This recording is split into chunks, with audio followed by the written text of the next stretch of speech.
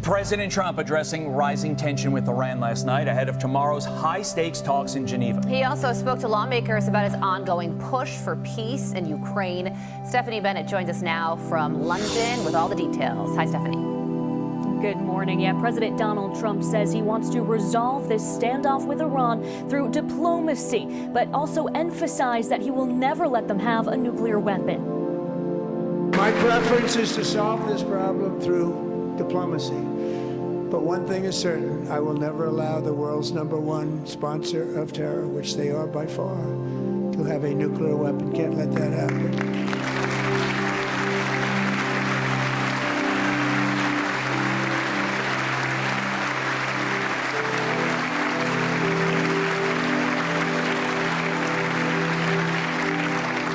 And no nation should ever doubt America's resolve. We have the most powerful military. Now, the president said he could take military action if no deal is reached over Iran's nuclear program. The U.S. is increasing its military presence around the region, and the U.S. State Department ordered all non-essential staff to leave its embassy in Beirut, while Iran has warned it will retaliate if attacked, with U.S. bases in the region seen as potential targets. Meanwhile, anti-government protests in Tehran continued for the 4th day. Both sides will hold talks in Geneva tomorrow. After midnight hammer, they were warned to make no future attempts to rebuild their weapons program, in particular nuclear weapons. Yet they continue, starting it all over. We wiped it out and they want to start all over again, and are at this moment again pursuing their sinister ambitions. We are in negotiations with them. They want to make a deal, but we haven't heard those secret words. We will never have a nuclear weapon. The president also mentioned the war in Ukraine, which marked 4 years since Russia's invasion yesterday. President Trump told lawmakers they're working to resolve the war, fighting for peace wherever he can. Now, reports suggest President Trump wants to reach a peace deal by the 4th of July. We have heard from the Kremlin, who said they'll keep fighting until its goals are achieved. Todd, Carly? Stephanie Bennett live for us in London. Stephanie, thank you. Let's bring in Senior Fellow at the Independent Women's Forum and member of the Council on Foreign Relations, Dr. Kanta Ahmed. And Dr. Ahmed, let's start in Iran. The president, crystal clear, no nuclear weapon. Did Iran finally get that message, or are they so dug in at this point to their own destruction? In President Trump's masterful speech, he was nothing but transparent about the choices Iran has to make. And I'd say actions speak louder than words. We have 1/3 of the U.S. Navy in the region. We have tremendous air power in the region. Our allies are all on notice. I think we're on the threshold of open conflict. Interesting. Did you see last night's speech in any way, shape, or form having a material impact on tomorrow's talks in Geneva? Or quite frankly, Dr. Ahmed, is tomorrow in Geneva going to be same old, just going around in circles, with ultimately, like you said, conflict being the answer?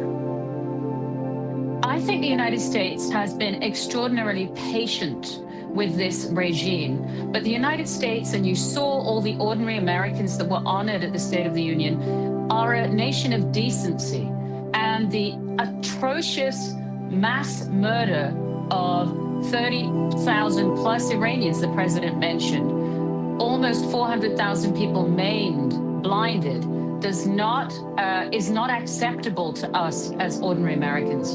And so the Iranians are out of time. What was very significant was Marco Rubio's meeting with leaders in Congress and Senate, closed doors, immediately before the State of the Union. And so the Iranians will probably think that they can talk their way out of this, but the options for this regime are out, and the United States is poised for what is going to be a rescue of 93 million Iranians hostage to this tyranny. I'm really glad you mentioned Marco Rubio's address to Congress before the president's address to Congress.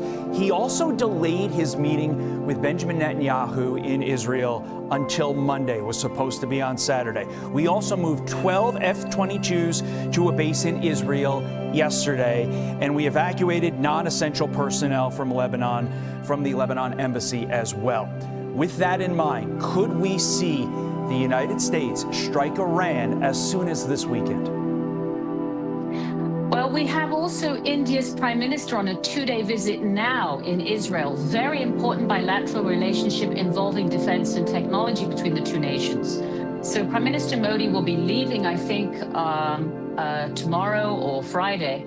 And we have an auspicious anniversary in the Jewish calendar approaching on the 1st or 2nd of March, which commemorates the survivorship of Jewish people from a Persian genocide in ancient Persia. So we are absolutely on the threshold. This president is a president for peace, but there can be no peace while we have a belligerent Iran that targets its entire region and shows no contrition. It shows no retreat from its ambitions. Dr. Kanta Ahmed. I also want to say that the president has a remarkable legacy we're seeing building now, but something that also could happen, this is an enormously high stakes decision he's taking. If it goes well, which I believe it will, we are going to reverse this 25 years of America being seen as unsuccessful in supporting the rights and future of a peace-loving Middle East. Sure. I think we're about to change that in an extraordinary way. It would be historic. Dr. Kanta Ahmed, great insight as always. Thank you. I'm Steve Ducey. I'm Brian Kilmeade. And I'm Ainsley Earhart. And click here to subscribe to the Fox News YouTube page to catch our hottest interviews and most compelling analysis.